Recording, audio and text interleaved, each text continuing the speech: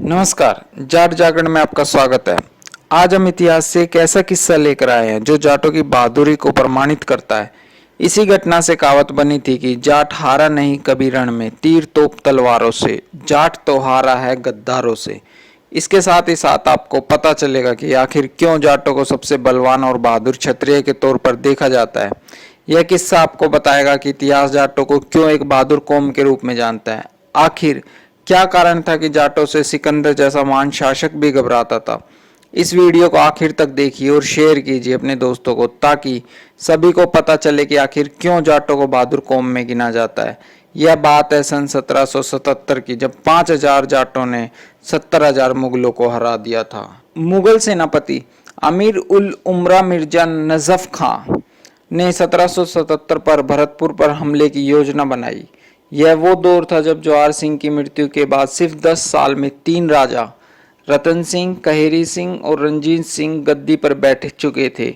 सभी जाट पाल आपस में लड़ रहे थे और अपनी ताकत को कमजोर कर रहे थे।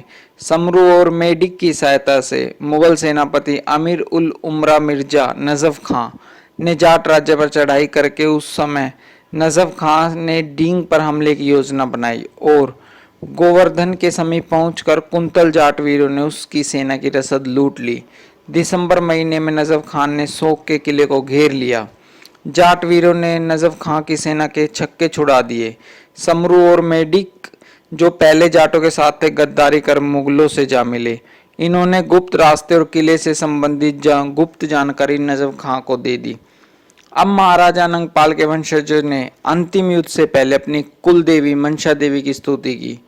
तोफा सिंह के साथ 5000 जाट सैनिक थे, तो दूसरी तरफ मुगल पठानों और फ्रांस सेना के प्रशिक्षित कुल 70,000 सैनिक थे।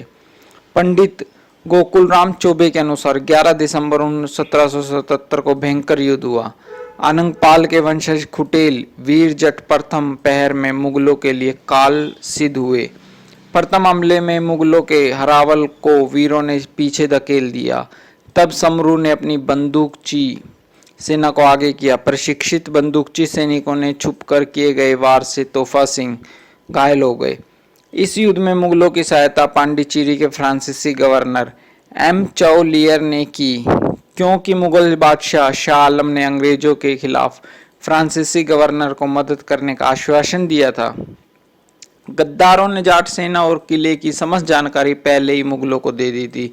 इसलिए कवि ने लिखा है, जाट हारा नहीं कभी रण में, तीर तोप तलवारों से, जाट तो हारा है गद्दारों से।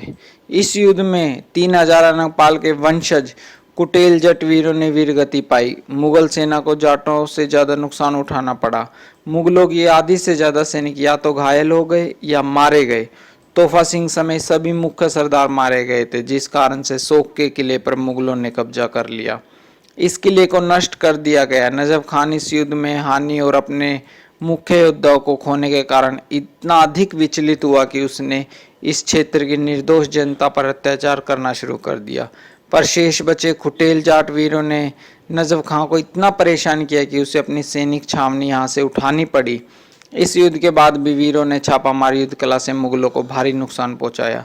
डीग के एक तरफ सिंसिनीवार देश तो दूसरी तरफ कुछ ही दूर खुटेल पट्टी थी। नजफ खान जानता था कि जाट डींग और सोक पर दोबारा कब्जा कर लेंगे। उसकी रसद का मार्ग खुटेल पट्टी से गुजरता था, उसको लूट लिया जाता। उस समय भरतपुर महाराजा रंजीत सिंह थे। अजान के जागीरदार जय सिंह कुंतल सातरूक के हरसुख जी उनके रिश्तेदार थे। दोनों की सम्मिलित ताकत ने उपद्रव शुरू कर दिए। इसलिए नजफ खां को हार कर यह क्षेत्र अब भरतपुर राजा के अधीन दे दिया। ऐसा करके वो जाटों के कोप से उत्पन्न हुए झगड़ों से निश्चित रूप से बच गए। अगर आप भी इतिहास की ऐसी जाटों की बहादुरी के किस्से जानना चाहते हैं तो सब्सक्राइब कीजिए जाट जागरण को और अपने दोस्तों में शेयर कीजिए, ताकि सभी जान सके कि आखिर क्यों इतिहास में जाटों को इतना गौरवशाली माना जाता है। जय जाट।